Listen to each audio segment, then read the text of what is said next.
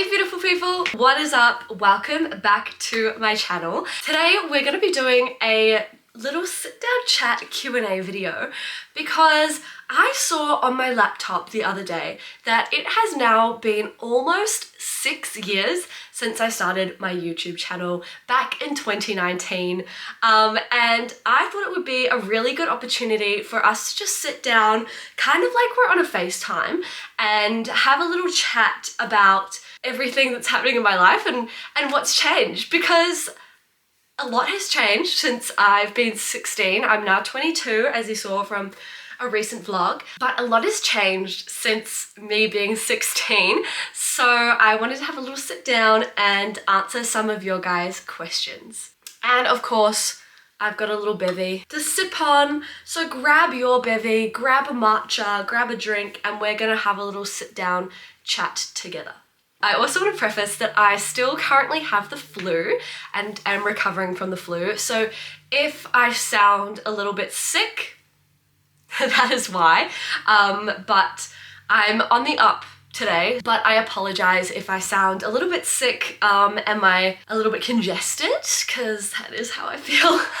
So yesterday I put a story up on my Instagram asking you guys if you had any specific questions for me, because I get a lot of questions in my DMs about dancing, technique, full time, and fitness. So I thought that addressing them here on a video and giving you guys the opportunity to ask whatever you like would be like a really fun community kind of building task, and I feel like it's a really fun way to interact with you guys. So I've got a whole bunch of questions to answer for you guys, and I'm gonna do my best to answer them as honestly as I possibly can. So let's get started. First question is, what made you get into nutrition and going to the gym? Well, I have always loved health and fitness. Actually, I have been heavily invested in health and fitness since I was like 12 years old. And my passion for health and fitness really started with YouTube. And that is because when I was like a preteen, I loved watching YouTubers showing like what I eat in a day, how I cross-train as a dancer, ab workouts, like all of these things. I loved watching health and fitness YouTubers. I was really intrigued with how happy like people who invest in their health and fitness are. So that's kind of where I started, and I kind of started just like making sure I was eating good food at a young age. Not in like a toxic restrictive way, literally just like I've always been really curious about health and fitness, and I just wanted to put the best fuel in my body that I possibly could. And then I started to work in the health and fitness industry around about 16, which is when I got my group fitness qualification. I did my group fitness qualification through my school actually, and then through a gym that was like right next to my school. So at my high school, there is a gym right next to it. So the gym reached out and they said they were looking for group fitness instructors, and were willing to cover any qualification costs. So I completed my group fitness qualification and I started working as a group fitness instructor at Millennium back in 2020. And through that qualification, I really just started to get more and more invested in health and fitness, but definitely it started through watching YouTubers. And that is kind of why I have always wanted to be a YouTuber myself, because I remember being like a 12-year-old girl and looking up to these YouTubers who were like 18-ish, 17, 18, 20, and just really aspiring to be like that. And I want to help inspire other people. So that's why I do YouTube. But I continued to be in the health and fitness space because I really felt that it changed my life. Like, I have had a really, as we all do, but a really traumatic past with some things that have happened in my life, and health and fitness helped pull me out of a really dark place and has always just made me very happy. Through that, I kind of gained a passion to help other people find that same happiness and transcend into their best selves through health and fitness. So the next question is, will you do any open classes in Australia, and in brackets mainly Melbourne? I have done open classes in Sydney, but I've never done an open class in Melbourne, and I really want to, but I just need to like research the studios and find a time that works for me. I have plans in the near future to move back to Sydney and live over there. I really want to live in Australia one day, and if that happens, I definitely will be holding some open classes overseas. I've never been to Melbourne actually, but I'm really intrigued. It looks really fun, and one of my friends actually lives over there right now, and she absolutely loves it. So I definitely want to go and take a class over there and teach Melbourne talent, because all the Melbourne dancers that I have met are insanely talented. Oops, I dropped my phone. And just are like, have this absolute fire and passion to them. So I would love to come and teach a class over in Melbourne. If you or your studio would love to have me teach there, please comment down below, because I don't know much about Melbourne, so I would love to know what studios are out there, and if you have any places that you do recommend me coming and doing an open class at, chuck them down below. This next question is best tip for picking up choreography quickly. Now, this is something I really used to struggle with as a young dancer. So as a dancer, I started off in like a small studio with like 80 people. For like 10 years I was there, and we were very old school, trained very old school, and we moved at a very slow pace with teaching, and the choreography we did was very like technique based, so it wasn't fast and sharp and intricate like choreography is nowadays, especially in the commercial world. And then I moved studios again to a different studio that had a little bit more of a modern and commercial influence, and I remember struggling to pick up the new style. And then when I went to Brent Street again, it was a whole nother level of having to pick up choreography really quickly, because Sydney dancers, like, I can't speak for the rest of Australia because I haven't been there, but Sydney dancers move fast and we learn quick. So like, it was a bit of a shock originally, but I do have some tips that have worked along the way to help pick up choreography quickly. My first one is time and practice. Genuinely, the more classes you do and the more often you can challenge yourself in a class by going to a class that might be slightly above your level, or going to a class that is out of your style, and you throw yourself in the deep end, the more times you can do that, the more your body is going to learn to pick up the choreography. And the thing is, there is no like secret that's going to make you just pick it up and get it perfect every time.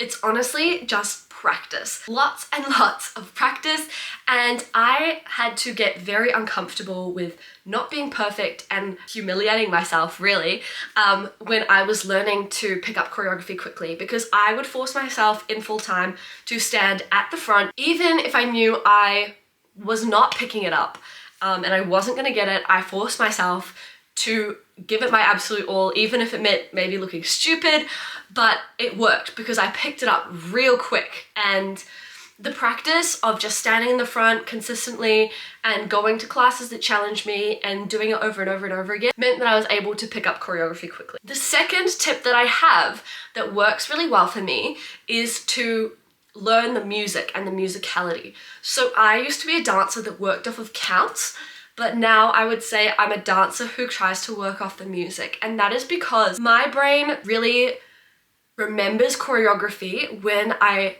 remember the movement with the music.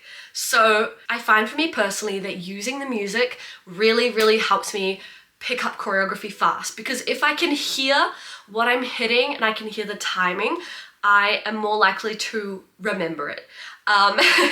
And it's more likely to stick in my brain, right? And that is a tip that works for me. It might not work for you, but give it a try, because it really helps cement choreography in my brain. If I know that on this certain sound I hit this type of move, then it's gonna stay in my brain. The other thing I would say is if you're struggling to pick up choreography, it really depends on why you're struggling to pick up choreography. Is it a memory thing?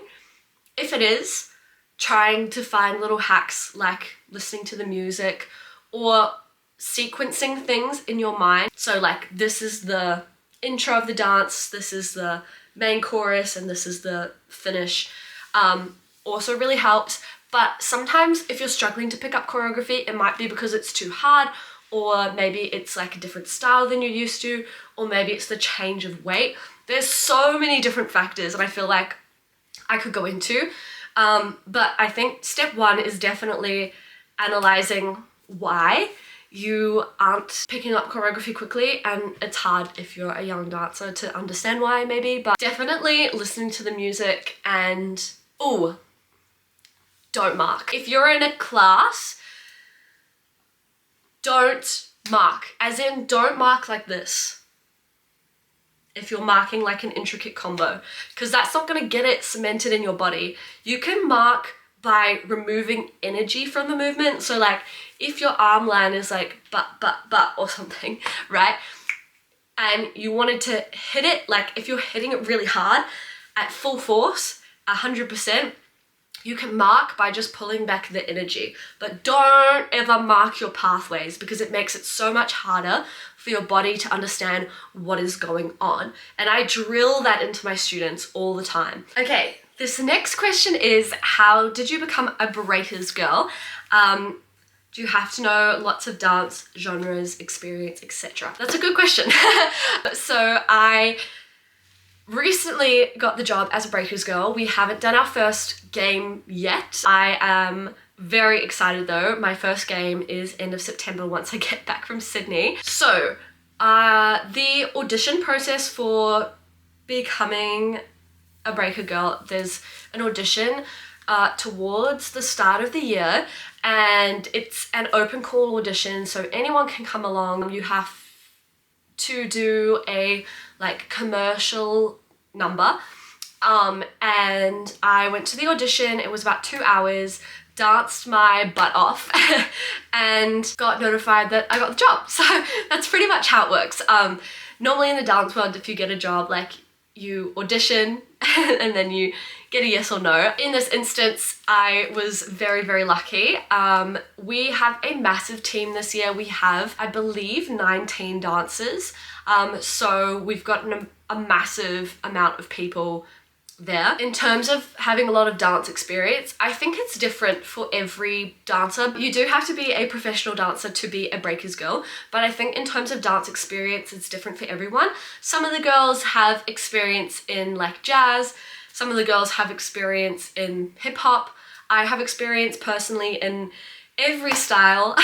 I'm trained in ballet, tap, jazz, contemporary, lyrical, musical theatre, and hip hop, and African, and ballroom, and Latin. So trained in a lot of styles. And in terms of my experience, I went to full-time and got my diploma of dance at Brent Street in Sydney, but I also have done a variety of different gigs throughout the past few years as well, which has given me the experience to work this job. I used to be a cheerleader for the North Sydney Bears in Sydney, which was also a basketball team, but I'm really excited to represent New Zealand for a change and work with some incredible dancers for the season. Are you excited for the Breakers Games? I am so excited for the Breakers Games, mostly because I have never seen a Breakers game before. I can't remember if I have. But my world is very much of the dance and performance world, so I'm very excited to go and watch some NBL. And I am very excited to dance in the stadium with all of our lovely team. We rehearse every single Sunday, and it has been really fun and very busy trying to prepare for the games in September. So I am absolutely hyped about starting, and I'm excited to see what our costumes are. I'm excited to spend time with the other girls and go and support the breakers.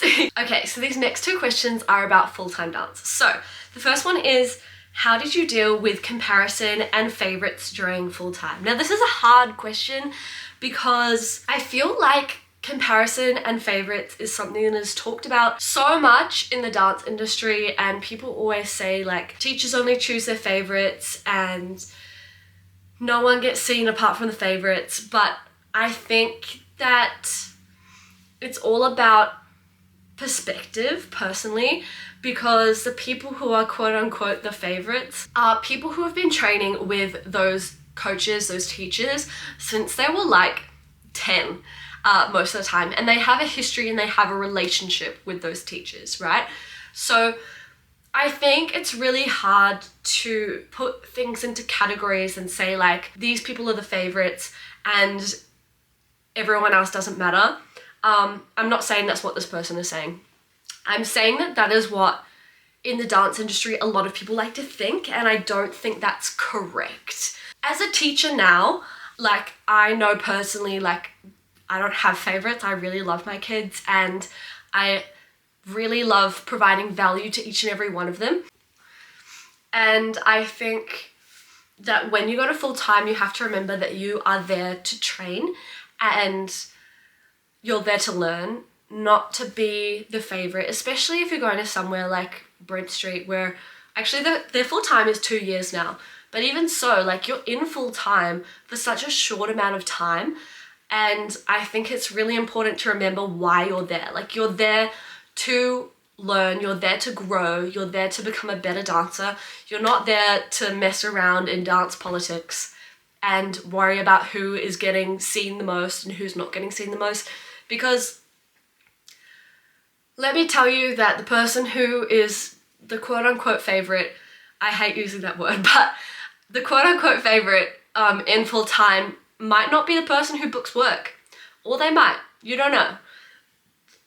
So I personally, when I was in full time, tried not to get invested in dance politics too much. I know it's really hard because when you are in that world, you feel like you're so heavily invested in it and it's your whole world because you're there for like 30 hours a week.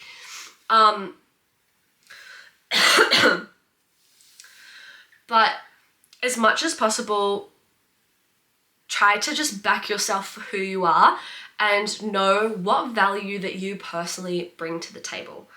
I also want to answer the first part of the question, which is how do you deal with comparison? This is a hard one. I really understand because it's something that I'm still like navigating to this day, and I think that comparison is both a harmful and useful tool because we use it to compare and see how we're doing and how we can improve, but also every single person's body and anatomy is like slightly different, and what works for one person and looks good on one person isn't going to look good on another person.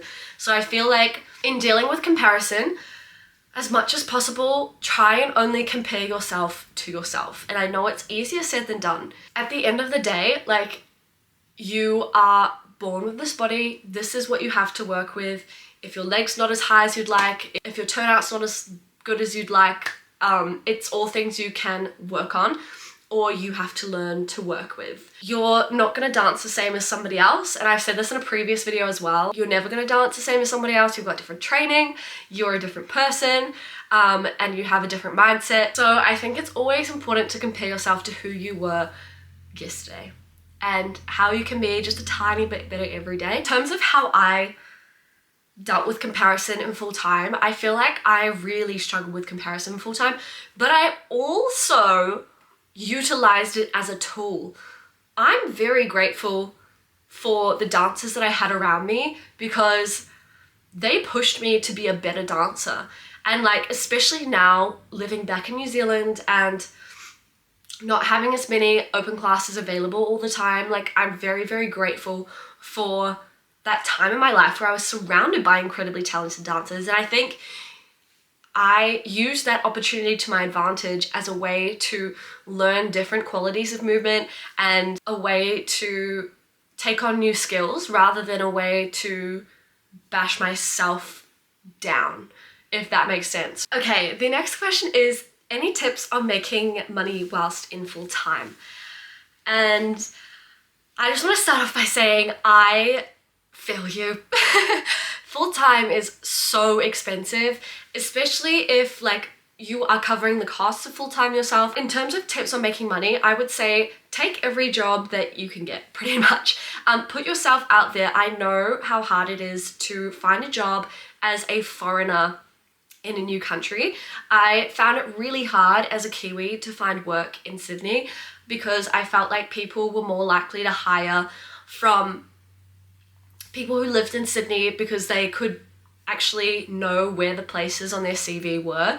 Whereas when they looked at my CV, like they didn't really know what the places were, like that I'd worked at, what my qualifications meant, because the way we structure our qualifications in New Zealand is different to Australia. We don't have HSC, we have NZQA, and they're completely different.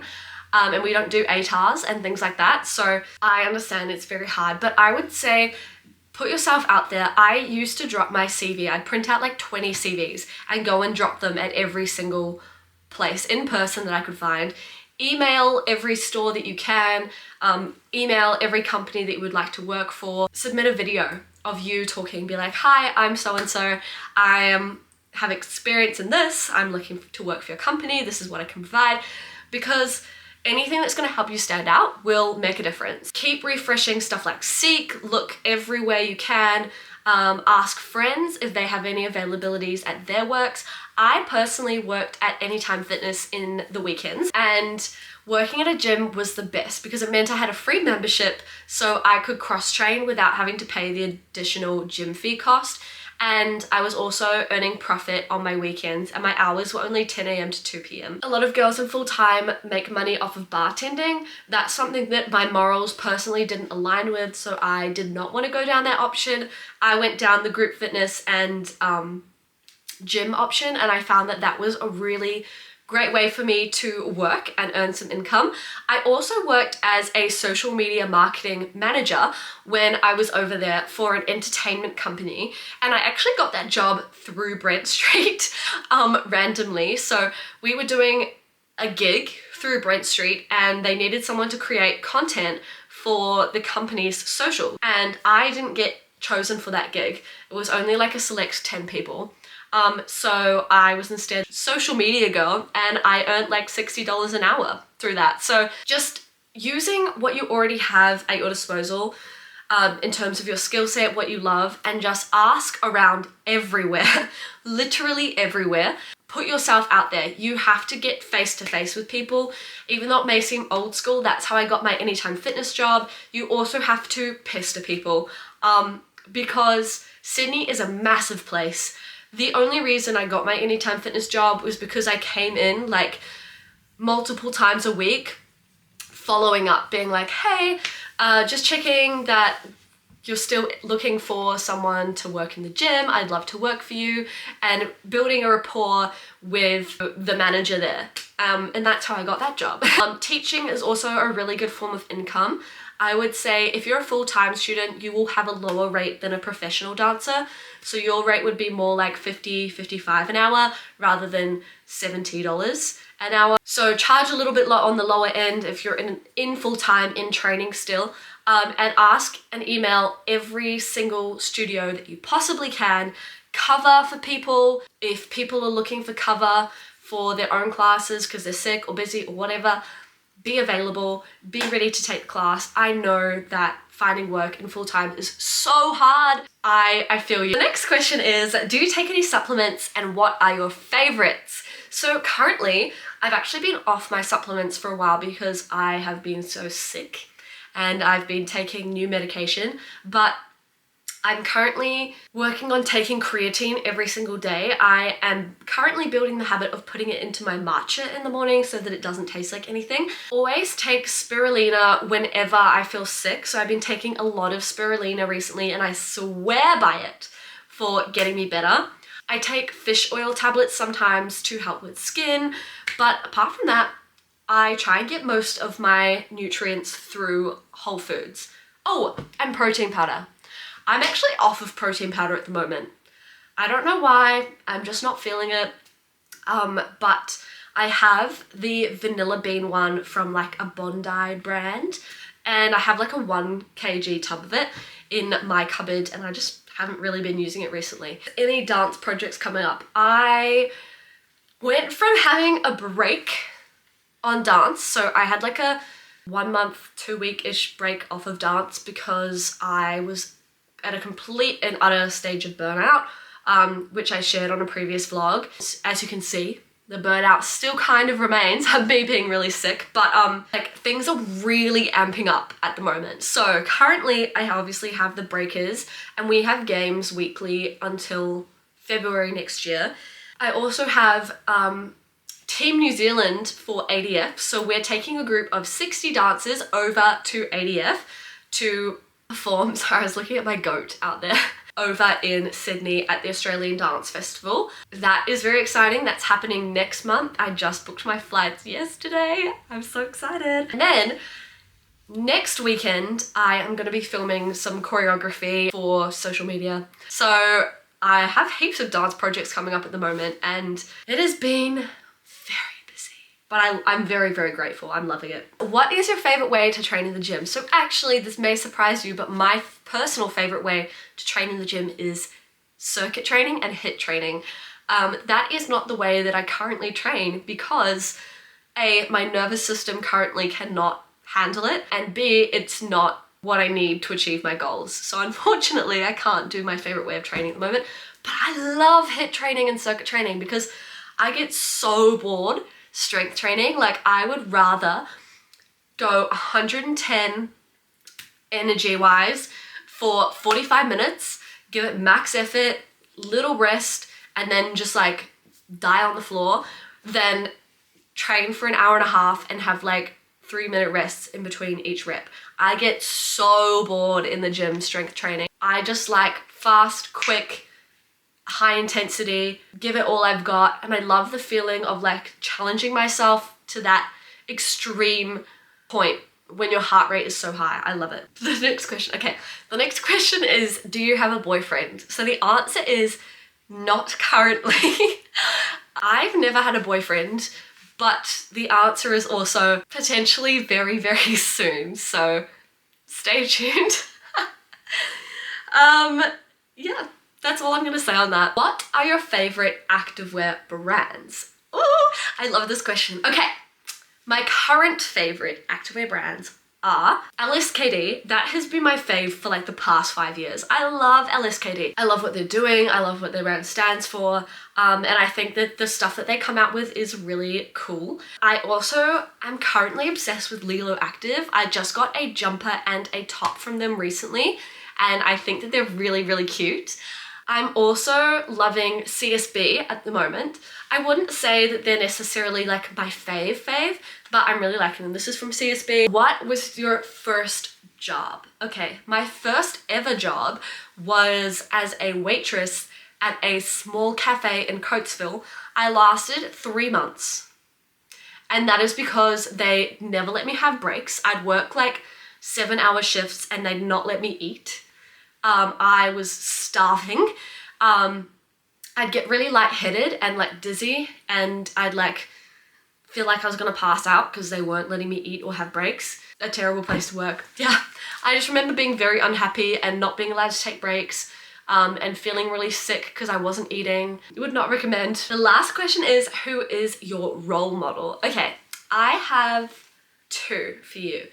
In my teenage years, I really admired and looked up to Sarah's Day because I really loved the mindset that she had towards health and fitness, and she really changed my life through watching her content. Like, she is one of the reasons that I got so heavily invested into HIIT training, into circuit training, into wanting to be a group fitness instructor, and so she is really why I am where I am today. And then the other one I'm currently really loving and looking up to is Olivia May, actually. She's a sprinter from the Gold Coast, and I really love her content style. I think it's beautiful, so I look up to her for that. Someone else I really admire is Cass O'Holm, I think that's how you say her name, who lives in Cairns? I don't know how you say it. And she runs her own gym, and she is a unit. And I just love her whole brand, I love her content, and I really admire her for that. In terms of dance, I would say that the people that are my role models are Paris Cav and Cassie Bartho. I really love that they do their own thing in terms of choreography, and I really admire how they've kind of paved their own way in the industry. And also when Paris was teaching me, like, she was fully supportive of my dreams to like open a fitness app for dancers and things like that, so I would say them as well. Okay guys, that is everything from me. I just wanted to say thank you so much for watching. Before you go, I just wanted to say thank you so much for everyone who's already supporting the community. My goal for this year is to get us to 1,000 subscribers so that we can expand our community. So if you are watching this video and you're not already subscribed and you would like to be, please go ahead and click that subscribe button down below. It really supports my channel and helps us grow this community here. If you have a question that was not answered today, please comment it down below. Make it fun, make it interesting, and I will do my best to answer as quickly as I possibly can. So funny. And I hope you enjoyed a little bit of a different sit down chat vibe for today. Thank you very much for watching, and I will see you in the next video. Mwah.